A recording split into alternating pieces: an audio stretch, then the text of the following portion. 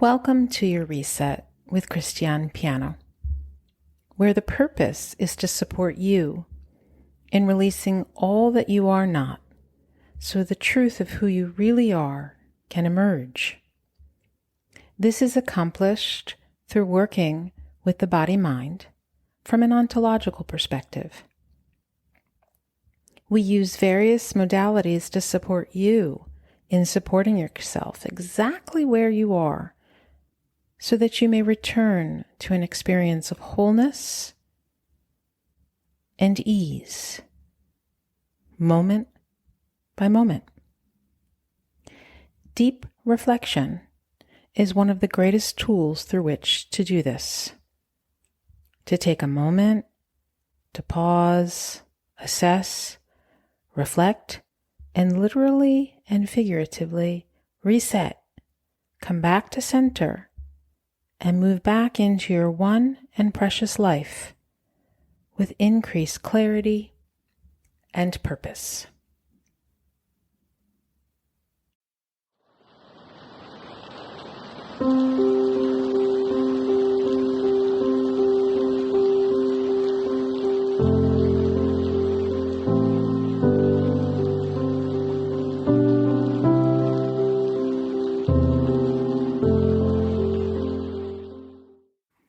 Hello and welcome.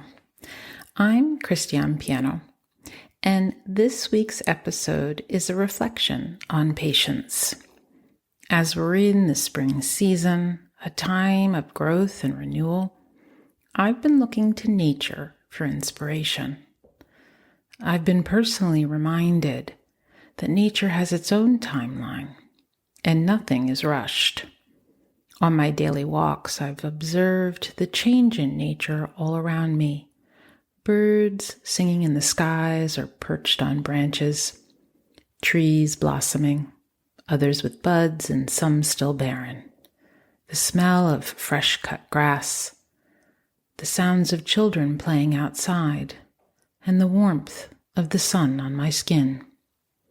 Frequent afternoon spring showers with a hint of thunder signals a shift in gears. I often use my morning walks to reflect on conversations with clients, friends, and family, seeking inspiration from the outside world for this weekly episode. Hence, patience. In my personal life, especially over the last 5 years, I've been in a state of transition, living the end of something in that in-between space where my old life has outgrown me, and my new life hasn't yet fully begun. I pivoted my business, and my creative expression took me in new directions. The ebb and flow of people in my life has been an interesting experience. Some from back in the day have reappeared, some simply vanished, and new ones have arrived. I myself have been navigating my own growth and development, and as I've navigated life's challenges, I realized it would be supportive to expand my capacity for patience. So here we are, a conversation on patience. In what area of your life are you experiencing an in-between? Or perhaps you've launched a project and things aren't unfolding as expected. Maybe you have a person in your life, a friend, a child, partner, or family member, and you find yourself losing patience easily. If you were to think about your relationship with patience, how would you describe it? And last, and perhaps most importantly, what is your relationship with your own idea of who you have been, who you are presently, and who you are becoming? And how would a dose of patience prove supportive? I invite you to pause and reflect on this, perhaps even jotting down a mental note. Our perceptions of how things should be can lead to impatience in various aspects of life: work, relationships, personal growth, and even leisure.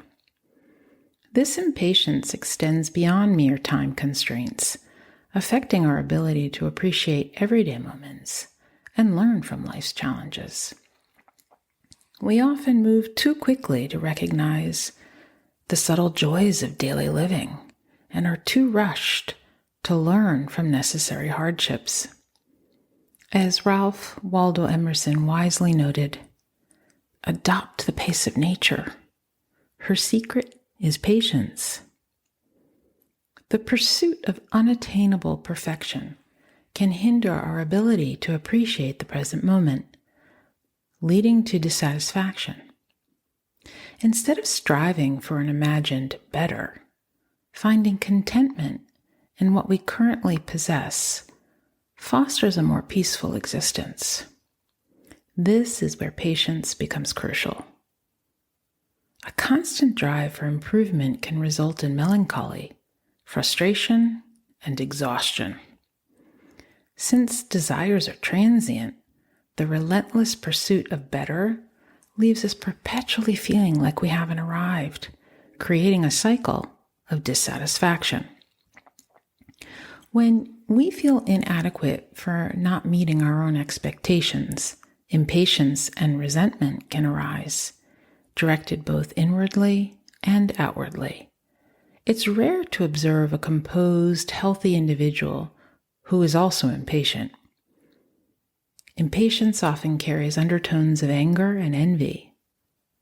Cultivating patience allows us to relinquish the need to control time, enabling us to savor life's experiences. Patience, defined as the capacity to accept or tolerate delay, problems, or suffering without becoming annoyed or anxious, is a virtue that cultivates inner strength and sound judgment. Ironically, our culture often rewards impatience, whether in spiritual or social contexts. However, the concept of better is inherently elusive, always just beyond our grasp. As Kaukalia, the author, writes, patience is the road to wisdom. Edgar Allan Poe suggested there's a possibility that profound insights and brilliance can emerge from unconventional thought processes. In our eagerness to attain future happiness, we may sacrifice our current well-being, leading to daily irritability. The potential for a fulfilling life exists within each of us, yet we often overlook it in our haste. Cultivating patience allows us to appreciate the process of growth and help us handle adversity with grace, promoting greater peace and contentment. The phrase rat race describes the frantic pace of modern life, particularly in urban environments.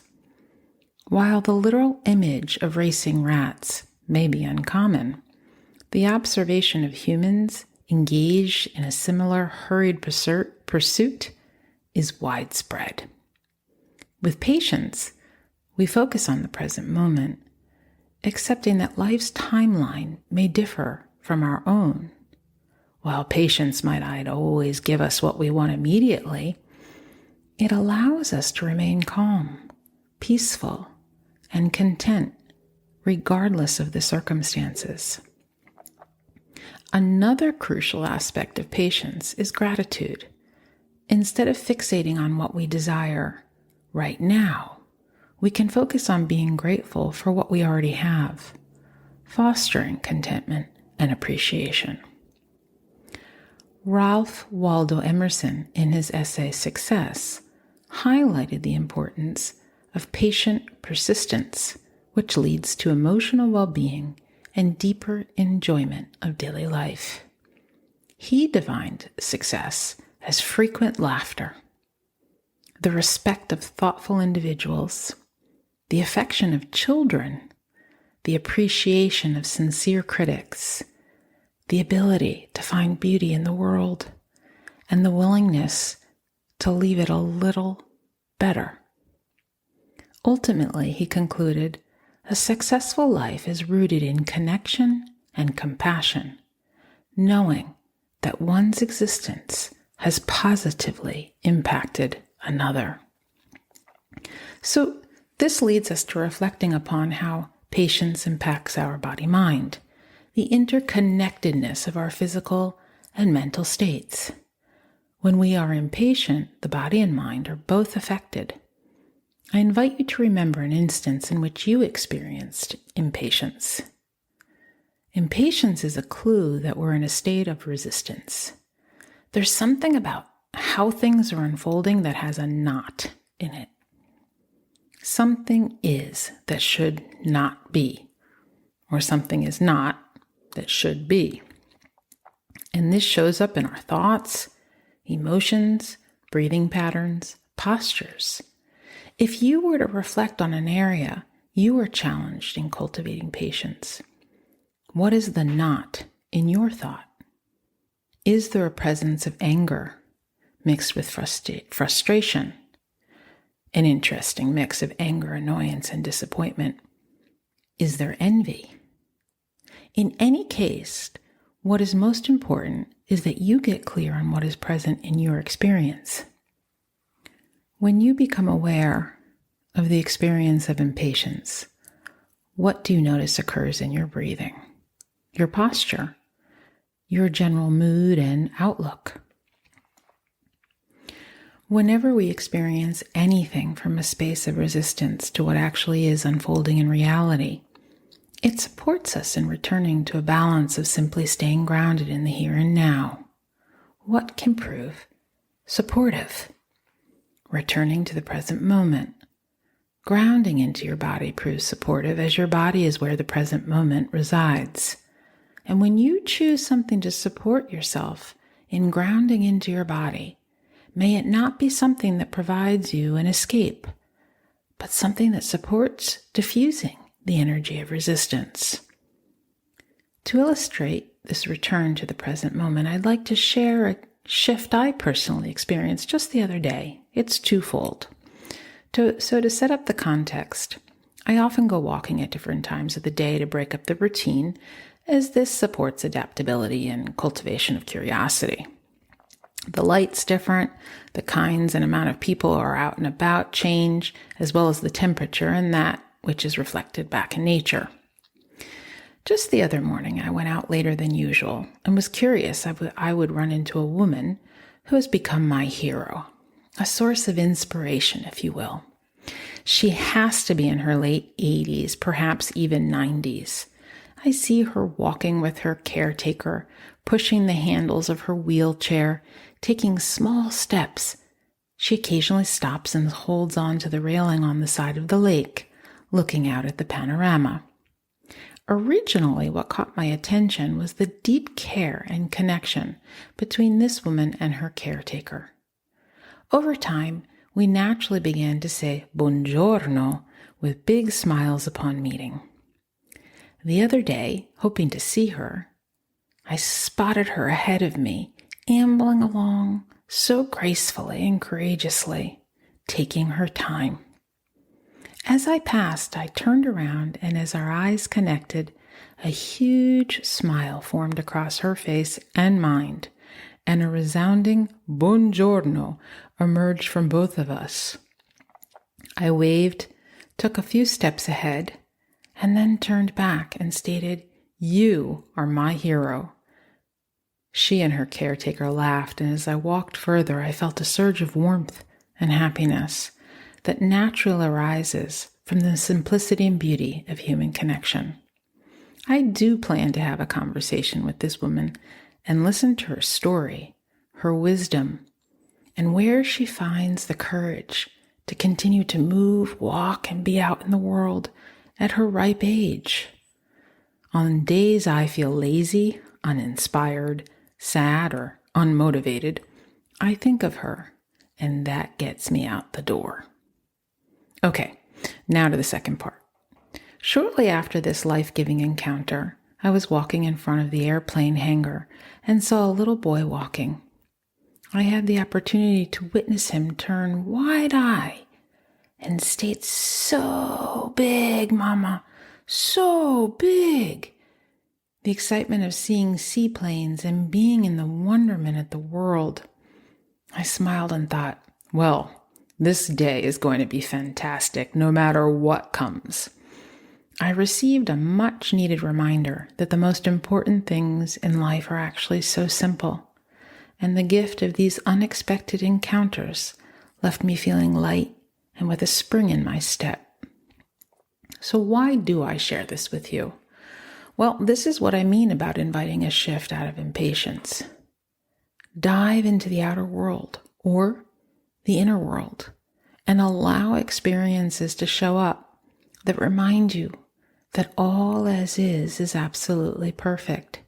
And when you remember what is really important, the gift of being alive and being present to the unfolding, impatience and any other present stuckness just fades away into the background, and there is a return to living fully in the moment. Perhaps this week, create some space to take a walk in nature and observe its pace. Notice the subtle changes and the patience it embodies. Allow yourself to slow down and appreciate the present moment. While walking, I encourage you to take some time to reflect on your own relationship with patience. Perhaps journal about moments when you felt impatient and consider how you might approach those situations differently in the future. What small steps can you take to cultivate more patience in your daily life? I will leave you with this quote by Oscar Wilde. To live is the rarest thing in the world. Most people exist. That is all. Let us return to the simplicity and beauty of what is with patient hearts. I hope you found this episode supportive, and I look forward to hearing about what resonated with you personally. I also invite you to share this episode with anyone you feel it would prove supportive, and perhaps you will subscribe, like, or follow, which supports more people in gaining access to this episode and podcast.